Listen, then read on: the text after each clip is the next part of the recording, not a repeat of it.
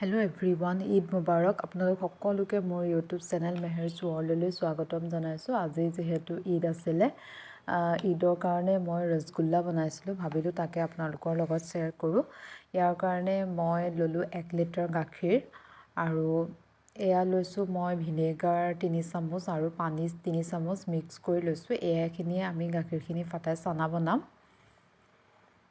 প্ৰথমতে মই গাখীৰখিনি বইল হ'বৰ কাৰণে গেছত পাতি দিলোঁ আৰু যেতিয়া গাখীৰখিনি এটা উতল আহিলে তেতিয়া তাতে মই ভিনেগাৰ আৰু পানীৰ যিখিনি মিশ্ৰণ বনাই লৈছিলোঁ সেইখিনি কমকৈ দি গ'লোঁ আৰু ভালদৰে লৰাই থাকিলোঁ।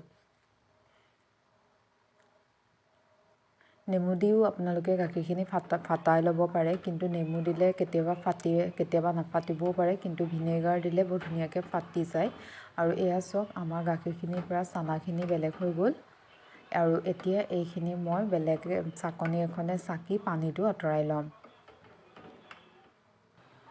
এয়া মই ল'লোঁ এখন চাকনি, অলপ ডাঙৰ চাইজৰ চাকনি এখন লৈছোঁ আৰু এটা তলত এনেকুৱা আকৌ 10 বল এটা লৈছোঁ যাতে পানীটো তাত জমা হৈ যায়। আৰু ওপৰত মই এখন এনেকুৱা মাৰ্কিন কাপোৰ লৈছোঁ আৰু মই কাপোৰখন ভালদৰে ধুই চেপি লৈছোঁ আৰু এতিয়া ইয়াতে মই এই চানাখিনি দি যাম।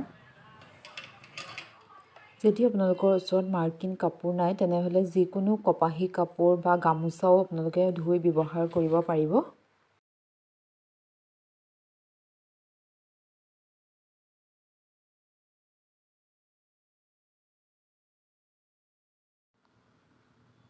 এতিয়া ইয়াৰ পানীখিনি মই চেপি লৈছোঁ আৰু এতিয়া মই এইখিনি অলপ পানী দি পেলাই ধুই লৈছোঁ, কাৰণ আমি ভিনেগাৰ দিছিলোঁ, সেইটো কাৰণে পানী দি পেলাই অলপ ধুই ল'লোঁ। এতিয়া মই এইখিনিৰ পৰা পানীখিনি পূৰা চেপি আঁতৰাই ল'ম আৰু 15 মিনিট সময়ৰ কাৰণে ওলমাই ৰাখি দিম, যাতে ইয়াত যিখিনি পানী এক্সট্ৰা পানী থাকে সেইখিনি ওলাই যায়। আৰু এইফালে মই এটা পাত্ৰত এই বাতিটোৱে 1.5 বাতি চেনি দিছোঁ চুগাৰ চিৰাপ বনাবৰ কাৰণে। ৰসগোল্লাৰ চুগাৰ চিৰাপটো আমাৰ বেছি ডাঠ হ'ব নালাগে, পনীয়া হ'লেহে ৰসগোল্লাৰ ভিতৰলৈকে মানে চুগাৰটো যাব, চুগাৰ চিৰাপটো যাব। আৰু এই কাপটোৰে মই 1.5 কাপ পানী দিছোঁ আৰু এইখিনি মই ভালদৰে এটা উতল অহাই ল'ম।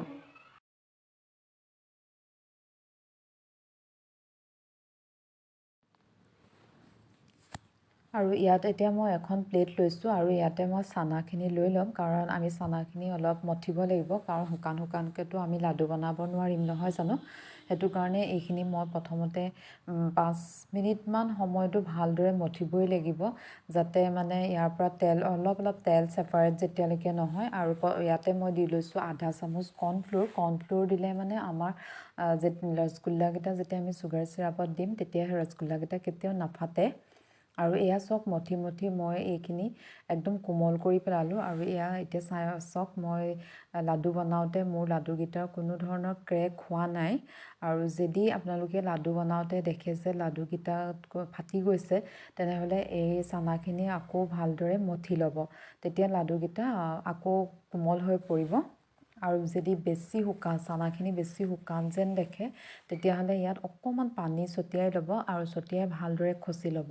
আৰু এয়া চাওক, মোৰ এনেদৰে লাডু ৰেডি হৈ গ'ল। এনেদৰে মোৰ 1 লিটাৰ গাখীৰত 13টা ৰসগোল্লা ওলালে। আৰু এয়া দেখিছে, এতিয়া মোৰ চুগাৰ চিৰাপখিনি উতলি আছে আৰু ইয়াতে এতিয়া মই এটা এটাকৈ গোটেই ৰসগোল্লাকেইটা দি ল'ম আৰু 15 মিনিট সময় ঢাকন লগাই সিজিবৰ কাৰণে ৰাখি দিম।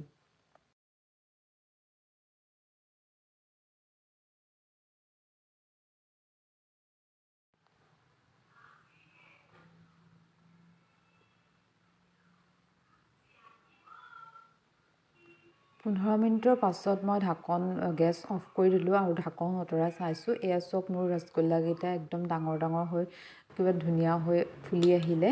খাবলৈও বিৰাট ভাল হৈছিলে। এটা মই আপোনালোকক কাটি দেখাইছোঁ, আপোনালোকে গম পাব যে ৰসগোল্লাটো কিমান কোমল হৈছিলে।